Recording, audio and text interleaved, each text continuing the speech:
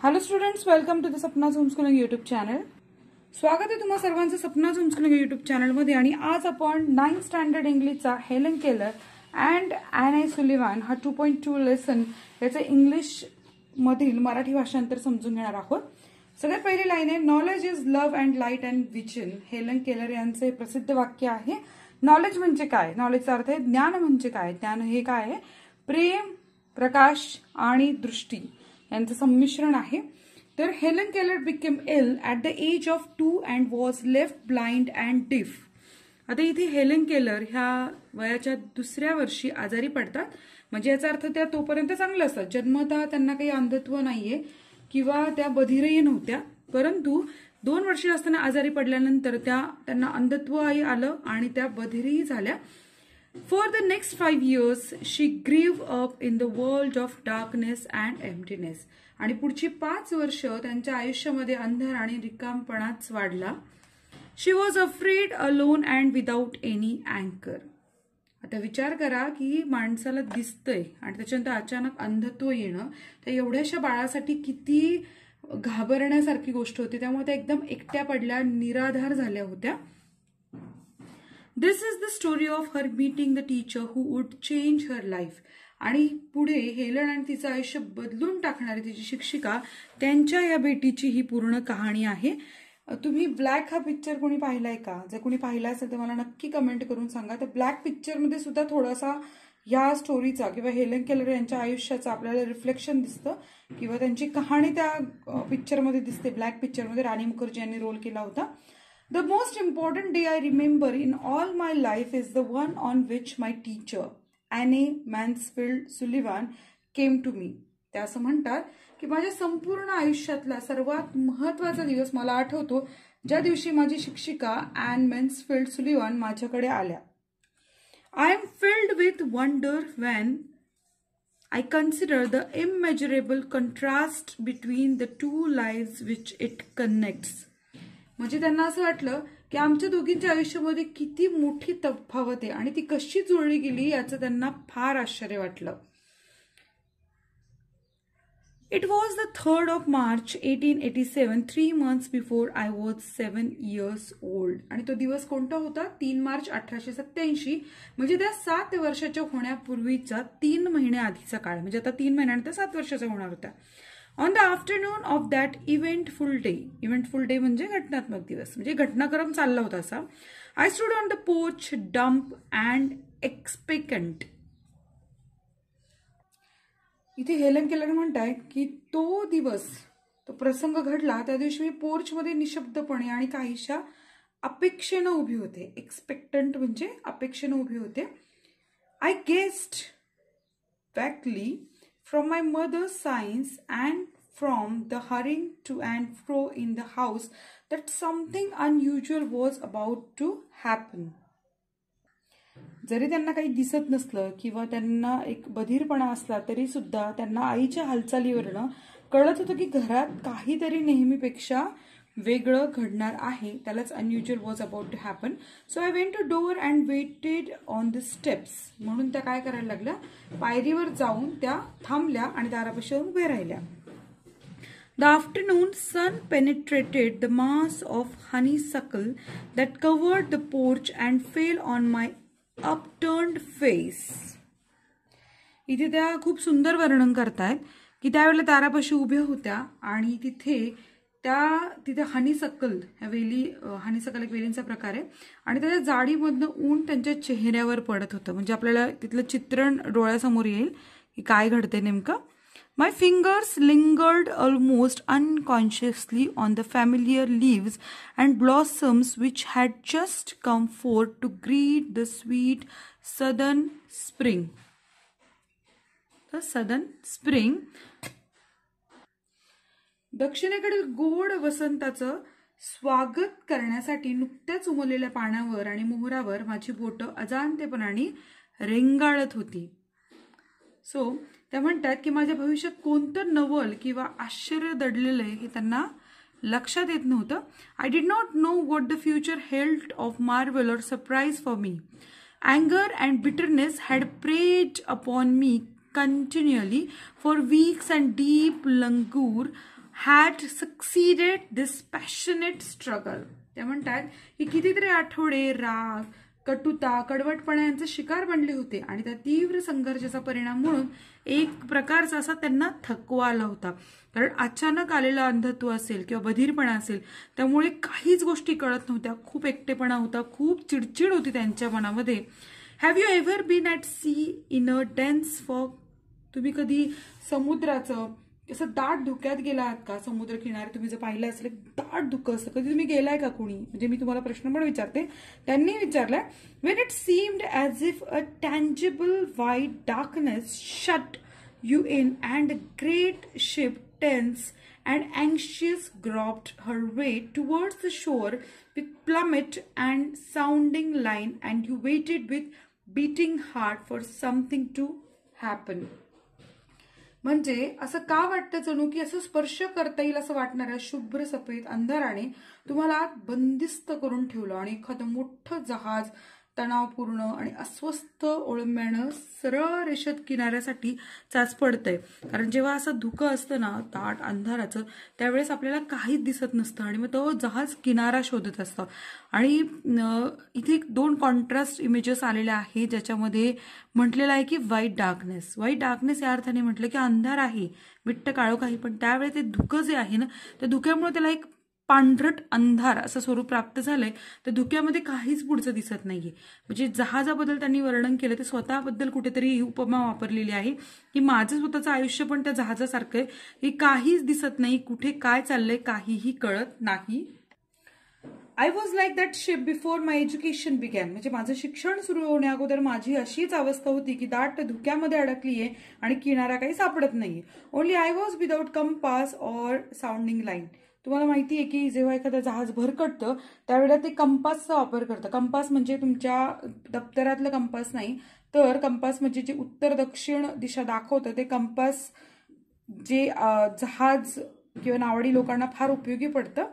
और sounding line and had no way of knowing how near the harbour was.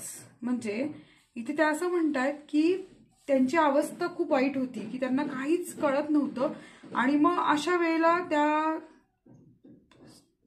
विचार करत होते की त्यांना काही असं न समजण्यासारखी परिस्थिती होती आणि मग त्या विचार करत होत्या की त्यांना बंदर किती, हार्बर म्हणजे काय की बंदर, तर ते बंदर कुठे आहे ते सुद्धा कळत नाहीये. लाईट, गिव्ह मी लाईट, मला प्रकाश द्या. Was a wordless cry of my soul and the light of love shone on me in that very hour. त्या म्हणतात की मला प्रकाश द्या, मला प्रकाश द्या. तो प्रेमाचा प्रकाश त्यांना तिथे गवसला होता.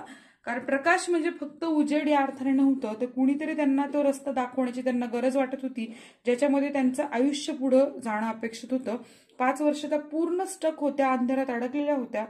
तर ती हेलन जी होती ती पूर्ण अडकलेली होती आणि तिला ह्या सगळ्यातनं बाहेर पडायचं होतं. I felt approaching footsteps. त्यांना त्यांच्या दिशेने येणारी पावलं जाणवली. I stretched out my hand as I supposed it was my mother. त्यांना वाटलं की त्यांची आई आहे असं समजून त्यांनी त्यांचा हात पुढे केला. Someone took it. आणि कुणीतरी तो माझा हात धरला, हातात घेतला. And held. Someone took it and I was caught up and held close in the arms of her who had come to reveal all things to me and more than all things else to love me. त्या क्षणाला कुणीतरी त्यांचा हात पुढे घेतला, हातात घेतला आणि काय केलं म्हणजे तिका जवळ घेतलं.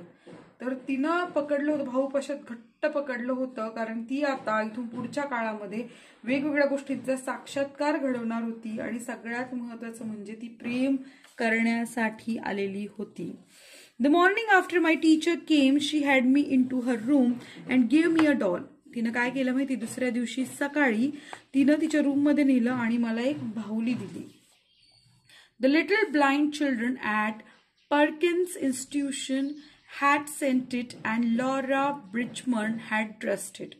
तर एक इन्स्टिट्यूट आहे जिथे ही मुलं आहेत, अंध मुलं आहेत, त्यांनी ती डॉल तयार केली होती आणि त्या डॉलला सजवण्याचं काम लॉरा ब्रिचमन यांनी केलं होतं, हिनं केलं होतं. But I did not no this until afterward. तिला हे माहीत नव्हतं, ह्या हेलनला हे काहीच माहीत नव्हतं, हे कुणी काय केलंय, कसली बाहुली, कारण ती हे सगळ्या जगाच्या पलीकडे होती. When I played with it a little while, Miss Sullivan slowly spelled into my hand the word doll.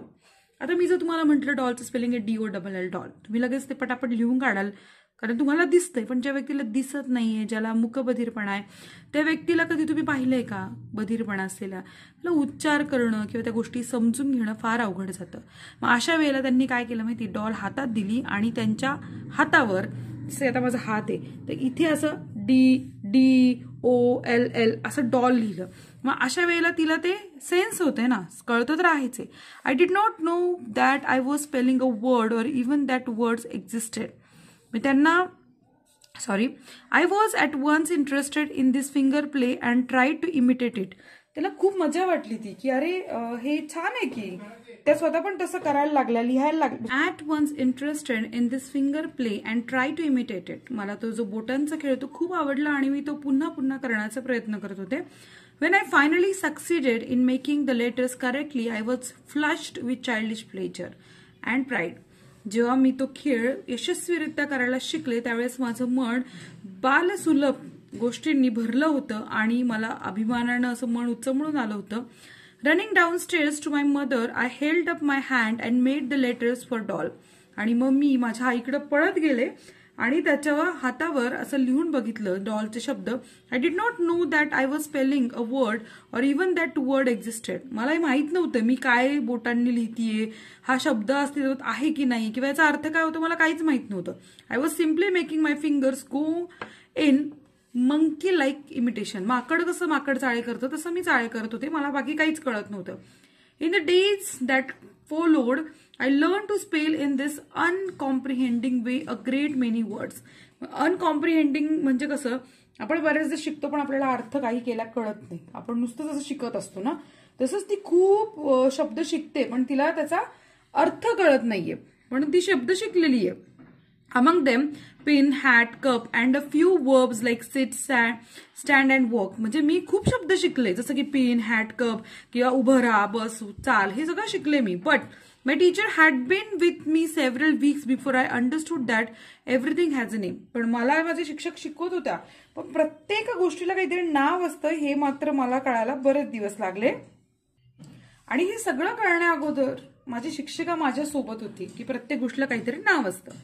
One day while I was playing with my new doll, Miss Sullivan put my big rag doll into my lap also. Big rag doll म्हणजे माझ्याकडे एक ना मोठी बाहुली होती, चिन्ह्यांची बाहुली. Rag doll म्हणजे चिन्ह्यांची बाहुली करतो अशी बाहुली होती. तर तिने काय केलं, माझ्या मांडीवर ठेवली आणि spelled doll and tried to make me understand that doll applied to both. तिनं काय केलं, प्रयत्न केला की जी छोटी लाकडी बाहुली होती ती सुद्धा डॉलच आहे आणि ही तुझी रॅग डॉल आहे ही पण डॉलच आहे. Earlier in that day, we had a tussle over the words mug and water.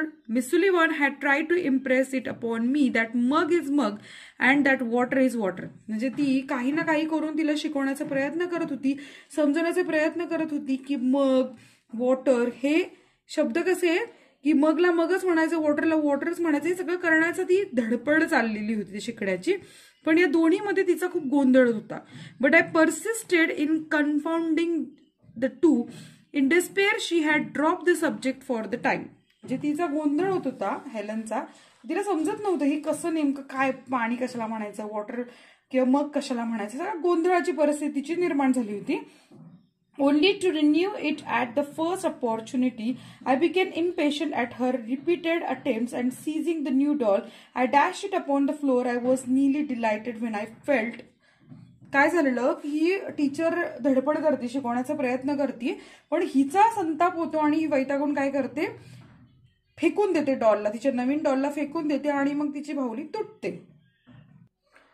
Fragments of the broken doll at my feet, neither sorrow nor regret followed my passionate outburst. आता हे जे काही तिने कृत्य केलं होतं हेलननं, बाहुली फेकण्याचं वैतागून, त्याच्याबद्दल तिला कुठल्याही प्रकारचा रिग्रेट नव्हता, म्हणजे पश्चाताप नव्हता. आणि fragments of the broken doll म्हणजे जे बाहुलीचे तुटलेले तुकडे होते ते तिच्या जवळच पडलेले होते, तिला काही वाटत नव्हतं, तिला उलट बरं वाटत होतं, तिच्या कृतीचं ती समर्थन करत होती. I had not love the dog. मला काही ती इतकी डॉल आवडली नव्हती. In the still dark world in which I live there was no strong sentiment or tenderness. माझ्या त्या अंधकारमय जगामध्ये मला काही कुठल्याही प्रकारच्या भावना नव्हत्या. त्यामुळे I felt my teacher sweep the fragments to one side of the hearth and I had a sense of satisfaction that the cause of my discomfort was remove. आता तिला लक्षात येतं की तिच्या टीचरनं काय केलेलं असतं, त्याचे भावलीचे तुटलेले तुकडे ना तर गोळा करून ठेवलेले असतात. ते गोळा करून तिनं कुठे ठेवलेले असतात, साइड ऑफ द हार्थ. म्हणजे काय की हार्टचा अर्थ असा आहे की जळण करण्यासाठी तिथे शेकोटी पेटवतात. त्या शेकोटीला तिथे हार्थ असं म्हणतात की घरामध्ये खूप थंडी असते आणि मध्ये घरातलं वातावरण उबदार करण्यासाठी शेकोटी पेटवतात. ती भावलीचे तुकडे तिथं त्या शेकोटीजवळ नेऊन ठेवते. हिला मात्र खूप कम्फर्टेबल वाटत असतं की जरा डोक्याचं टेन्शन गेलं माझे. She bought me my hat and I knew was going out in to the warm sunshine. ती काय करते, टीचर काही चिडत नाही, ओरडत नाही, तिला सरळ टोपी आणून देते. तिला कळतं की टोपी आणून दिली याचा अर्थ आपल्याला बाहेर जायचंय. This thought if a wordless sensation may be called a thought made me hop and skip with pleasure. आता इथे काय झालेलं असतं माहिती का की ती बाहुली तिने आपटलेली असते, पण तरी तिचे टीचर काय करतात, तिला एक सरळ हॅट आणून दिली आणि तिच्या लक्षात आलं की आपण सूर्यप्रकाशात चाललोय. म्हणजे काहीही न बोलता तिला काही गोष्टी जाणवल्या. म्हणजे तिला खूप छान वाटलं की यार फक्त टोपी दिली तर मला कळलं की मला बाहेर जायचंय. म्हणजे निशब्द जी जाणीव होती ना, तो विचार म्हणजे तिला आनंदाने उड्या माराव्याशा वाटला की तिला कळलंय ते की काय करायचंय. म्हणून ती काय करते, hop and skip with pleasure. म्हणजे आनंदाने तिला उड्या माराव्याशा वाटल्या.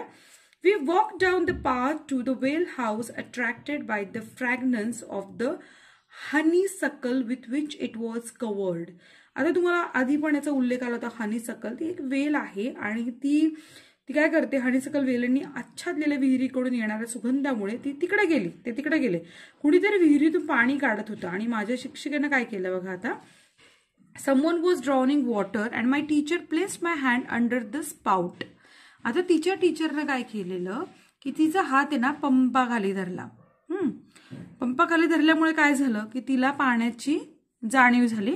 The someone was drawing water and my teacher placed my hand under the spout. As the cool stream gushed over one hand, she spelled into the other the word water, first slowly, then rapidly. I stood still, my whole attention fixed upon the motion of her fingers.